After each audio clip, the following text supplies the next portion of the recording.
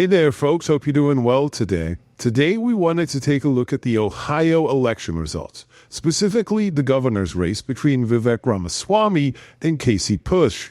Casey Putsch is a YouTuber who builds race cars, but he shares a lot of the views of Nick Fuentes, and their audience has a lot of overlap. And so all of this kind of built up to the next generation battle between America First and MAGA, where Casey Putsch was representing America First and Vivek Ramaswamy was representing MAGA. And so it was surprising that Nick Fuentes didn't back up Casey, in fact, kind of took the opposite route, tearing him down. And so this leads us to some bigger questions of, does making a lot of noise on the internet translate to being able to get votes out? And how effective is the America First movement? And are they a threat on the political landscape? Let's begin, though, by taking a look at some clips of Nick being asked about Casey. Okay. Groypers 69 cent $20. Great show. What are your thoughts on Casey Putsch? I don't think he can win. He seems like an okay guy or whatever, but I'm not in love with everything he's been up to, and I just doesn't look like he has a real chance. I don't even think he's filed to run as a Republican. So what are we even doing there? I don't even think he met the deadline to run as a Republican. So that's a problem. But whatever. He seems like a nice enough guy. Okay, and so there we saw that Nick, from out of the gate, was trying to distance himself. Like, he was able to read the tea leaves and say, okay, this guy is going to lose. I don't want to tie myself to this horse and be dragged down with him. And this is a lot of the online mentality today, where you could never lose. Like, where people will go through debates and get totally wrecked and walk out thinking that they've won. Or even here, abandoning your values and principles to not support someone who's aligned with them because you don't want to lose. And then there's this other emotion as coming from someone from the left. Casey would have been the ideal candidate for a couple of different reasons. One, we do want the establishment to be beaten. And so for Casey to beat Vivek would have been a representation of that. And then two, Casey would have been much easier to beat. Let's see where Nick goes next. Patty 700 cent $20. Vote for Casey Putsch by May 5th. R4P Ramaswamy. Putsch has a legitimate chance to beat Vivek and has stated he will fight with unholy vengeance against those who murdered our former lives. USA emoji, AF. He really does not have a legitimate chance at all, and that's okay. I'm just going to go with the Democrat. Patty 700 cent $20. Vivek has also spent over $1 million in the past few months to hide Casey's real polling numbers. Oh, just stop. Come on now. What are you even talking about?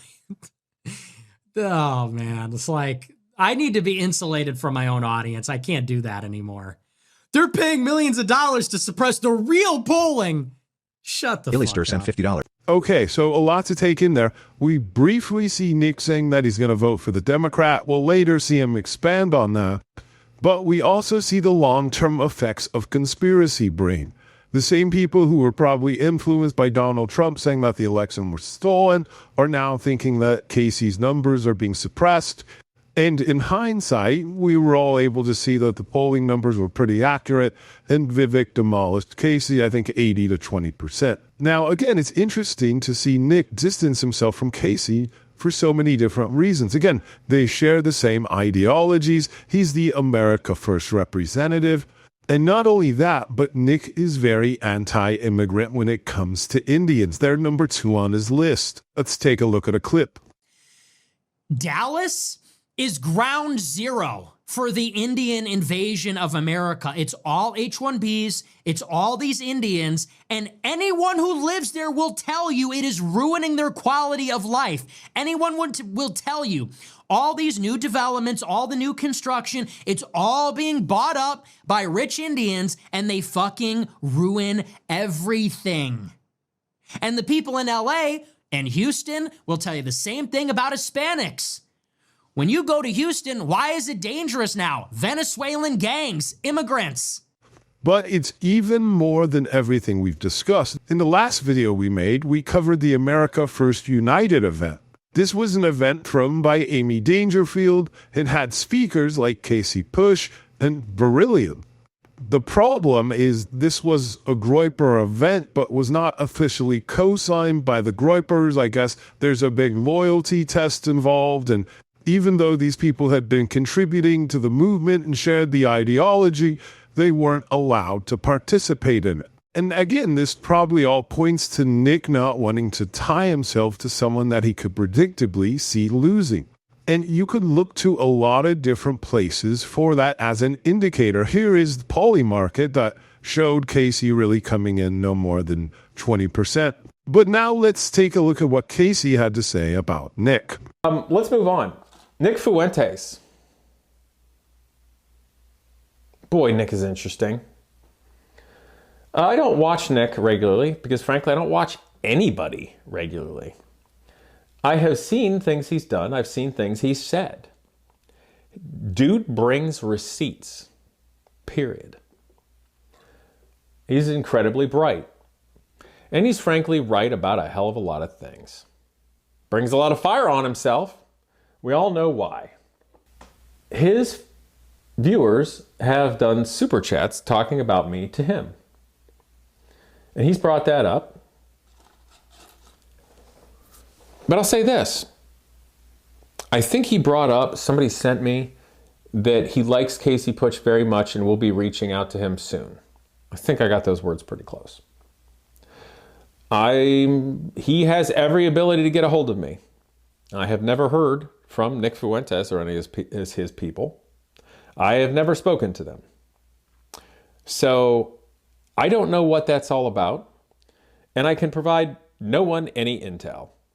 And so this really brings us to the question of the effectiveness of a movement that doesn't want to engage other people within the movement, and us questioning the effectiveness of America First.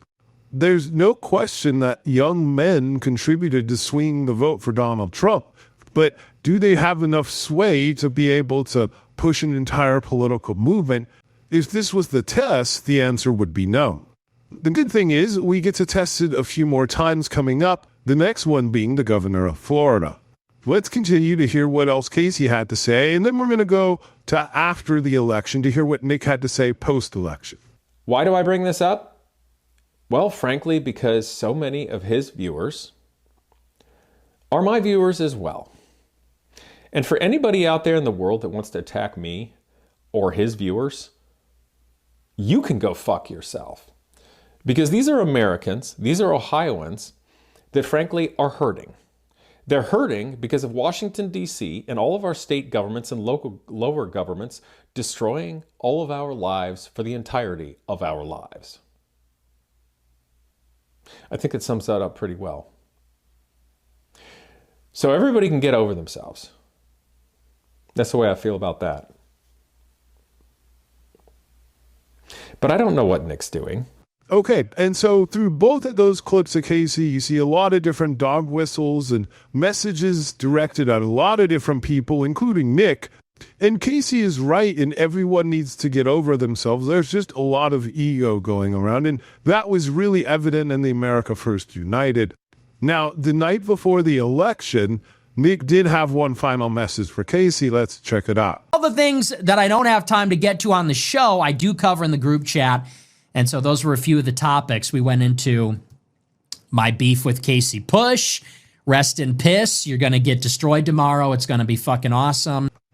And so there it is. You really get to see the troll that Nick Fuentes is as he's celebrating the loss of someone who's a part of his movement, someone who shares his ideology. And again, this is because instead of being aligned and being associated with losing, he would rather tear them down. And this is a great example of the long-term effects and outcomes of being part of these right-wing ideologies. Sneeko, Nick's best friend, recently woke up to this and actually spoke very candidly about this. Now, let's hear what Nick had to say the day after the election, as we see some of his viewers call him out. Lance Gross 24 cent $20. Casey didn't deserve your stab in the back. Sooner or later you're going to run out of bridges to burn, Nick. That's hilarious. It wasn't a stab in the back. I don't know this guy from Adam. Stab in the back. Go fuck yourself. Stab in the back. I don't even know that. What do I owe to these people? What do I owe to Casey Putsch? I don't owe these people anything. I don't know this person. The guy's an idiot. He ran a terrible campaign. He's a total clown. What do I owe him? Apparently I owe everybody everything.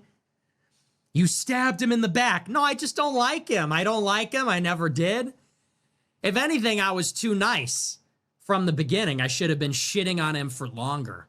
Maybe then he would have won. Be Den Pilled sent $20. Okay, so speaking from someone who's from the left, the reason you'd want to back someone who shares your ideologies is because you would like them to be elected into office, and they will do a better job representing you and voting based on those ideologies. And that's why you generally want to support someone who shared your ideologies. A, you had a very large political platform. But Nick here thinks quite the opposite, and he should have been shitting on him quite longer. Nick takes it even further, though, and talks about voting Democrat. Let's take a look. So what is the alternative? Well, not everybody's going to like this. But in November, there's going to be two candidates that can win on the ballot in Ohio. And it is Acton on the Democrat side and Ramaswamy on the Republican side. If it can't be Ramaswamy, I think you know what it has to be. And so I'm going to be calling on everybody to be going to Ohio, and we're going to give people a choice. You have an option. Stay home. But I think if you really want to make a difference and help, we're going to have to hold our noses. And we're going to have to vote Democrat. And, well, a lot of people from Nick's side didn't like hearing that. Again, this shit show that it is to be on the right. And, well, they made some videos about it. Let's check it out. Democrat. I think the GOP needs to be destroyed. I think the corrupt criminal government of Trump needs to be slowed down. We need to impeach the orange. It's time to put this nigga in a peach. Trump needs to be placed inside of a crystal. He needs to be impeached. This fat orange, tiny hands needs to be impeached. And then in 28, no Vance, no Rubio. We have to burn down the whole party. And so we really get a lot of visibility into this internet-based online Groyper ideology that's all based around winning and trolling and shitting on one another and loyalty tests. And that's what we're going to dive into next. We're going to hear from someone who goes by the name Atlas Thud as he describes the Groyper loyalty test and what they're actually trying to accomplish. Let's start with the first clip. It's the same reason why there's such a disparity between the Wignats, if you will, and the Groypers, because the Groypers are trying to push out and clean up and polish all of what is representative of the movement. This is why I think when you see people like Chud the Builder be so oppositional by the Groypers, or why the Groypers are so oppositional to Chud the Builder, because we don't want very trashy and low-hanging fruit to be reflected back towards what is trying to be a serious political movement. It's getting very clear to this point that it seems to be a bit of an IQ gate, and for some people they get it and some people don't. America First is not this trendy hashtag, big sticker that you can like slap on the back of your car and like now you're on the team. That's actually not what we want to do. We want to have a very kind of rigorous through trial by fire kind of process where we can actually see if you are all in or you're not. And it's unfortunate because I am in Ohio. Like I wanted to see Casey succeed, but even I have to acknowledge the massive disparity between what I'm seeing coming out of Fishback and just the wittiness as well as the campaign, the crowds he's drawing versus the lack that exists with Casey. Okay, and so we can see that the movement that was fueled by racism and hate is now trying to get a little more upper class. It's now trying to get a little more selective with the people that they endorse in the hate that they're endorsing. I don't know. It's all very strange. But he then goes on to attack them. This is, again, very typical of the right, attacking your own audience or movement, where he says this is just really an IQ test. But he goes on to describe a trial by fire where we can see if you're all in or not.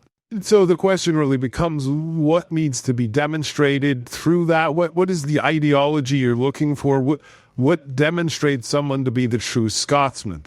But we see Atlas take it even further and kind of bash on Casey the same way Nick does, talking about James Fishback, a guy who's running for governor in Florida. But as Atlas himself is in Ohio, it really brings us back to this question and discussion around, does a loud voice on the internet translate to getting feet on the ground and going out and voting in the state? And we can say personally that after all the engagement that we've had online, we found that a lot of these voices, a lot of the loudest ones, were coming from different countries, not the United States, especially as you go more extreme in either direction. But again, we get another measurement of this when we get to this governor race in Florida.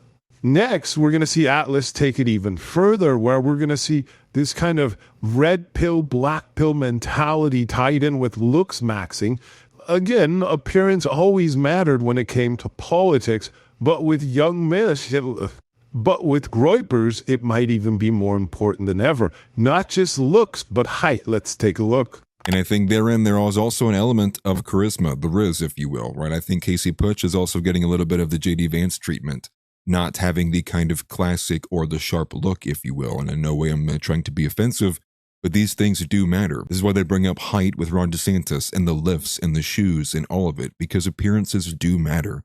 Politics may be a shallow game, but it is still paid to win, and it still matters, and it still has to be played, unfortunately. So when a seemingly weak campaign doesn't have much financial backing and is flailing and can't produce good polling numbers and seemingly is late to the party and has a very weak chance, it's shocking to me that people are crashing out because Nick called a spade a spade. And so there we see Atlas continue to pounce on Casey, and even it looks like he might be taking some shots about him being bald, referencing all the different looks maxing comments, but avoiding the one about baldness, which is a really big deal in their sphere. And so it brings us to this place where we could step back and really see all the different elements of these internet ideologies and how they're going to impact things in the future.